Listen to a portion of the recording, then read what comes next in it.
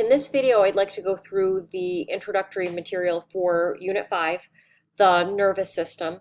We have 2 units concerning the nervous system, and so we're on to our last body system that we covered this semester. What we do is we break it into the neuron, how the single cell works, and then we look at the bigger parts of the nervous system, the brain, peripheral nerves, and that kind of thing. So Unit 5 is all about the neuron, but the information that I have right at the top of Unit 5 has to do with the organization of the nervous system, like what it is in general.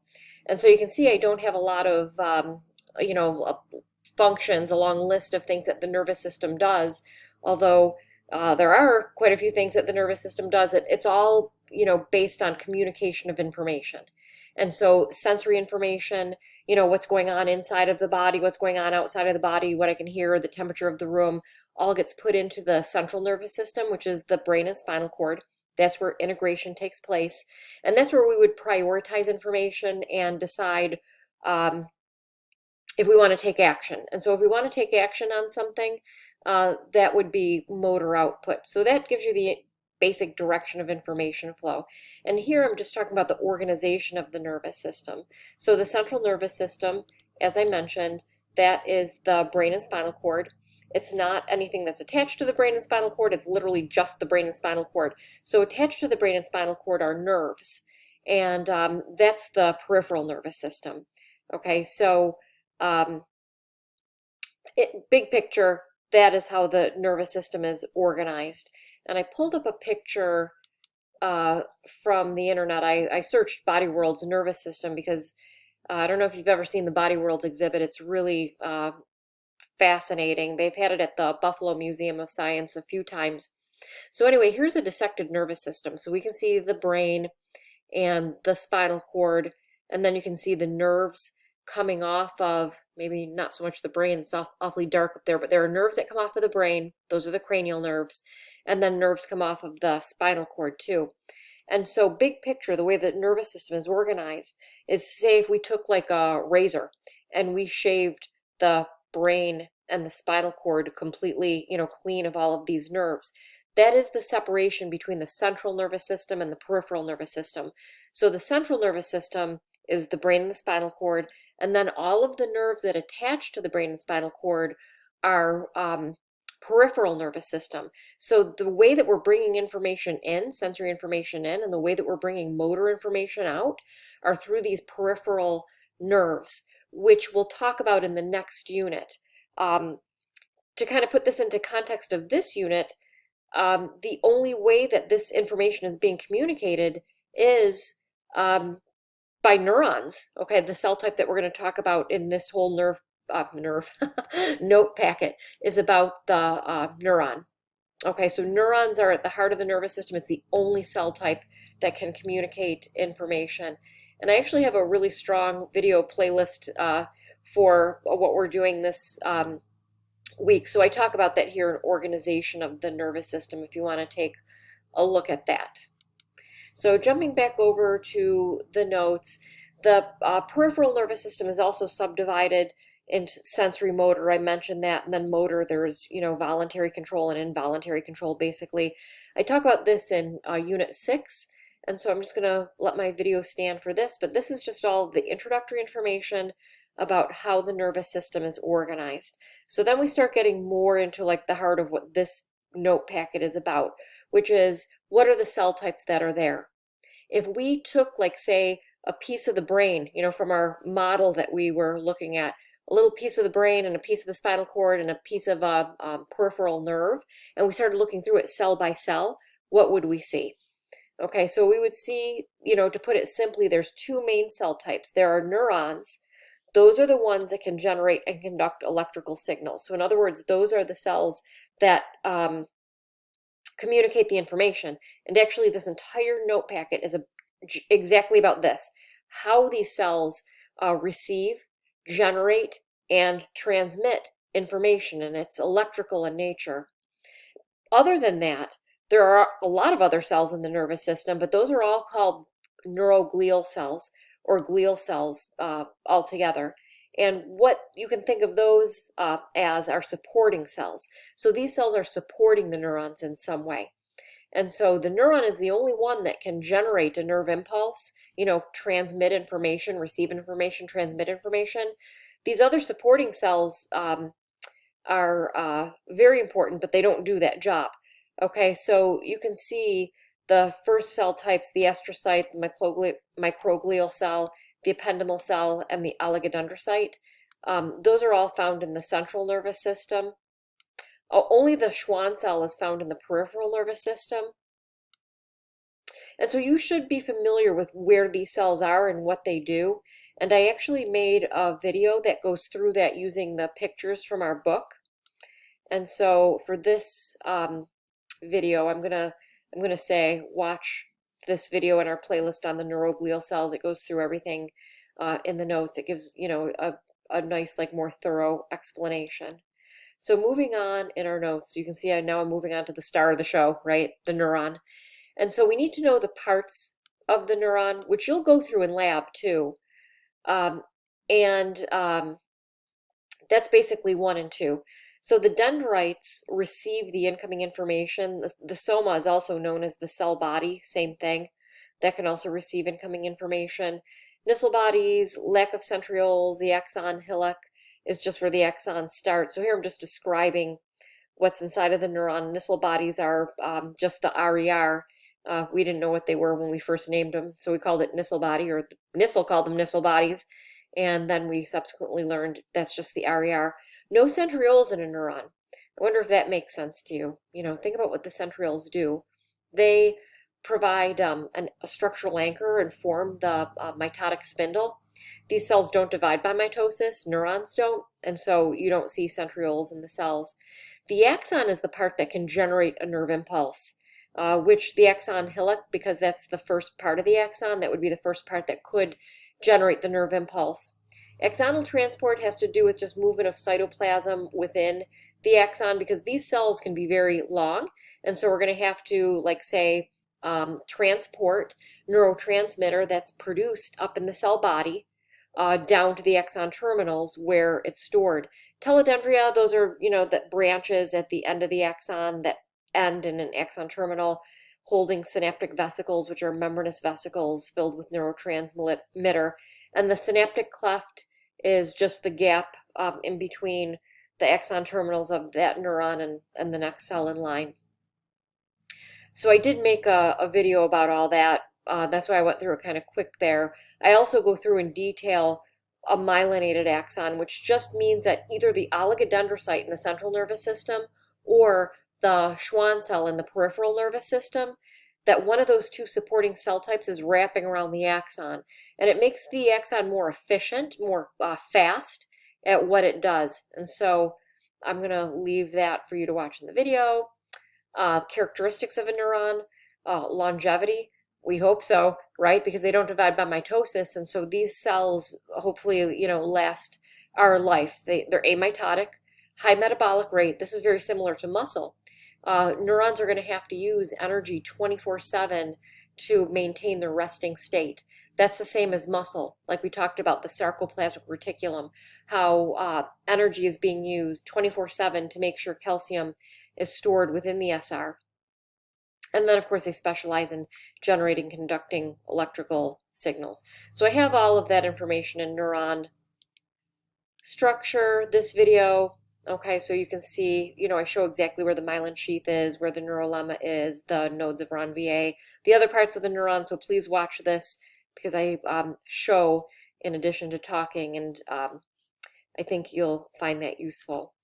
And so classification of neurons, 2 ways to classify neurons. One is structural classification, and this literally has to do with how many extensions, what are the number of processes that come off of the cell body. Is there one that's unipolar? Are there 2 processes that's bipolar? Or are there more than 2 that's multipolar? The other way that we can categorize neurons are based on a functional description, the direction of information flow. And so we talked about this already a little bit. Sensory is going to carry information into the CNS. Motor carries information out of the CNS. And then these terms afferent and efferent are synonyms. So you'll see this in the book. and sometimes it's used as a descriptor. So afferent is always sensory, and then efferent is motor. And then the interneurons are completely contained within the CNS. So they're not projecting into the CNS, or they're not carrying information out. Sneeze, sorry, excuse me. So interneurons, think of those as like the internal wiring of the brain. Okay, so they're just completely contained within the brain and spinal cord. And I did make a video about that, the classification of neurons. And so that's the last video that I have, well, the last one that I made here in the playlist. So please watch that. I show you what I mean by processes and, trace out the directions. And so I think that you'll like that. It goes right along with these notes. And the last thing that I'm finishing with this week, short week for us, is membrane channels, basically, the different types of ion channels present on a neuron. And so the way that I'm covering it in the notes is I'm talking about different types of passive transport that take place. So here you can see, I'm talking about big picture, there are leakage channels. They're non-gated. If you can fit through the pore, then you can move passively by diffusion. And then gated channels, those are closed unless a specific stimulus opens a gated channel. And we have different types of gated channels, actually different types of leakage channels. And we also have active transport that occurs in the neuron. And so I thought and I didn't make a video about this, so I thought I'm going to talk a few minutes about this. I'm going to go down to the bottom of the notes just so I have some space to write and see what you think about this. So basically what we're saying with the neuron is there's going to be active transport and there's passive transport. So I'm just going to make a list here. I'm going to just use a different approach to show you what I'm talking about in the notes there. So there's passive transport. So we know the difference between the two. Active transport, that's going to be using energy to transport ions where we want those ions, right? So with active transport, there's only one type of active transport that we're going to see in the neuron. It's all over the place. It's called the sodium-potassium pump. Or in my notes, I call it the sodium-potassium ATPase. ATPase because it's using the energy of ATP to move something in the direction that we want it. So there are these sodium-potassium pumps that are going to actively move sodium and potassium.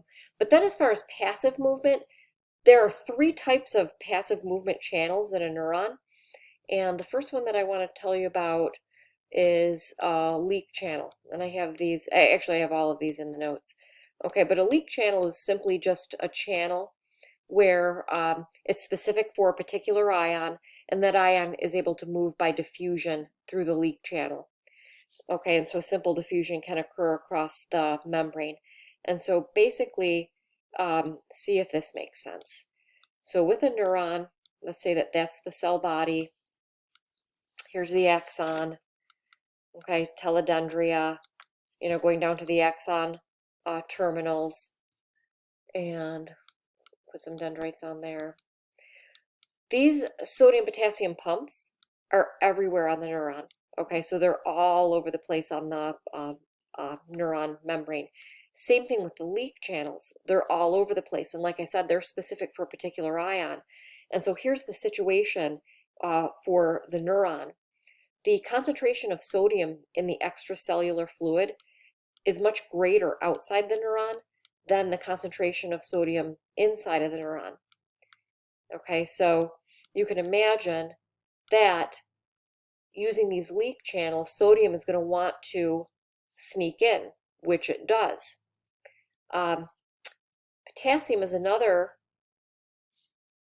ion that we're concerned with, and potassium has the opposite situation.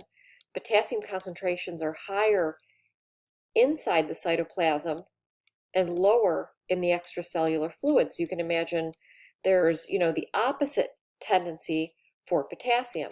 Okay, so for the tendency for potassium is it's going to leak out of the cell, and the tendency for sodium, I'm going to make this a little bit less of a line, it's going to leak into the cell.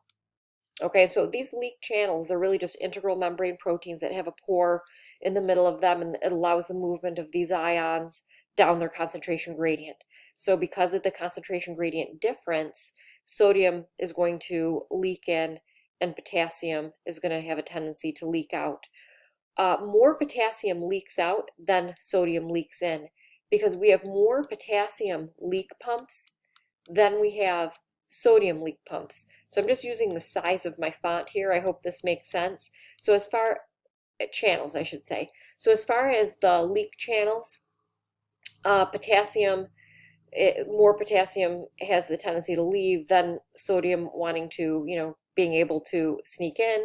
But at any rate, that's a passive movement that occurs through the leak channel. So, you might wonder, how can I maintain a different concentration of sodium outside of the cell and inside of the cell? How can I maintain a different concentration of potassium across the membrane? And the answer to that is because you're using energy to do that. So basically, the sodium potassium pump is going to correct for that passive movement. And so the sodium potassium pump, we said it's all over the membrane.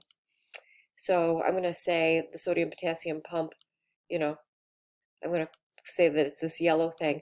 So they're all over, the membrane. And what they do is they take the sodium that entered in by leak and it kicks it out. And then it also takes the potassium that escaped down through the leak channel and it puts it back in. Okay, so the sodium potassium pump keeps countering this passive movement. That's how you can maintain the concentration gradient across the cell membrane. Because we're using energy, we're using ATP to continually, 24/7, kick the sodium out that snuck in and take the potassium that escaped and put it back in. Okay, and so this is happening all across the neuron. Okay, the leaking of sodium potassium and then the correction of that leaking by using energy with the sodium potassium pump. I talk more about this next week. But there are two more types of passive transport, and this is what I have in the notes this week. So see if this makes sense. There are chemically gated channels. Okay, so a chemically gated channel is just an ion channel that's typically closed, but if a chemical specific to it binds, then it will open the channel. And chemically gated channels are not located everywhere. That's why I'm drawing that a different color, because I wanted to show you that these chemically gated channels, they're located on the dendrites and they're located on the cell body. Okay, so that's what I'm trying to show, here with these purple dots. So there are chemically gated channels out here. What does that mean? That if a chemical binds, that it would open that channel. That's all it means. So it's typically closed, but if you have a particular chemical, that chemical being a neurotransmitter, that's going to open the channel. So I'm going to, I guess I can't switch over to my notes because I'm using my notes right now. We'll switch, I'll look up in the notes and show you this in a minute. I'll just explain it for now. So this chemically gated channel, it could be a sodium channel or it could be a potassium channel. So for instance, if acetylcholine, a common neurotransmitter, is released, it would bind to receptors, which are technically chemically gated channels, and those are sodium channels. It would open the channel, and you can imagine sodium would enter the cell. There are also chemically gated potassium channels. So if we had a neurotransmitter bind, or alcohol, for instance, binds to chemically gated potassium channels. So you bind to those channels, channel opens, potassium leaves. When sodium enters the cell or when potassium leaves the cell, because you have a charged particle entering or leaving, that's going to change the voltage of the cell. I'm going to talk about that next week. Okay, but that's how the chemically gated channels work. And the chemically gated channels produce something called a graded potential. A graded potential is just, kind of a small change in the voltage of this area of the cell where we're receiving the incoming sensory input. This is the incoming sensory input. The sensory input is binding to chemically gated channels and causing a disruption of what we're usually seeing here at rest. Okay, so that's chemically gated channels. And then the other type of channel we have is a voltage regulated channel, and that's also passive. In other words, you open this channel, but the direction that the ion moves is just dependent upon the concentration gradients that are established. So these voltage regulated channels, what they do is they're usually closed, but if there is a voltage change of a certain degree, it will trigger them to open. And so there are voltage gated channels on the axon, and the voltage gated channels give us something called an action potential. So the action potential can only be generated by the axon. That's technically what people call the nerve impulse. Okay, these channels are also located on the teledendria, and it goes all the way down to the end of the cell. But typically what would happen is the cell would receive the information, and through a chemically gated channel, that information, just big picture here, would drift down to the axon, where it's going to be either big enough to open these voltage regulated channels or not, yes or no. And if it's a yes, then we'll generate an action potential or a nerve impulse, and that would spread down the axon. So I hope this organization helps. I'm going to go back up to my notes and show you the pictures that I put in the notes. So see if this makes sense. So you can see next week we're talking about these channels working. So very important, now to understand how these channels work just very generally. So here is the picture of the chemically gated channel. So you can see the phospholipid bilayer, channels closed. You can see how there's a receptor site. This is acetylcholine, the ACH. ACH binds, and when it binds, this chemically gated channel opens. What ion is passing through, it depends on what type of channel this is. What direction is the ion going to move? It depends on, if you're talking about sodium or potassium, because they would move in different directions, having a different effect on the cell. So that's how the chemically gated channels work. They're usually closed, but if you have a chemical bind to the receptor site, that will open them, and you'll get passive movement of ions that change the voltage of the cell. The chemically gated channels, those are located just on the axon. And so here they're using a voltmeter, that's what this thing is, where they're looking at the voltage, or they're looking at the electric charge, basically, outside of the membrane and inside of the membrane, and they're comparing the two. This is awfully small, it says -70 millivolts. And you can see this voltage gated channel is closed. But in the next picture, you can see if there is a voltage change of a certain magnitude. So here it's -60 millivolts. So there's a 10 millivolt change. Do you see how that triggered that voltage regulated channel to open? So if we get, a change in the voltage, that's what triggers this channel to open. Now, there are voltage regulated sodium and potassium channels on the axon. I'm not going to talk about those until next week. So I just want to say that that's how they open. And here you can see that, at certain points in time, like here it's positive 30 millivolts, that they're not showing me that the channel's closed. This is the channel closed when that outer gate is shut. Do you see how the inner gate shut? This is known as inactivated. We'll talk about that next week, but either way, it's not going to let any ions cross. And so, voltage gated channels can be open, can be closed, can be open, or can be open but inactive. And these are the ones that are located on the axon, and this is the type that is located on the dendrites in the cell body. And so if we have an understanding of that, we're in good shape for next week. I hope you have a nice week. Thank you.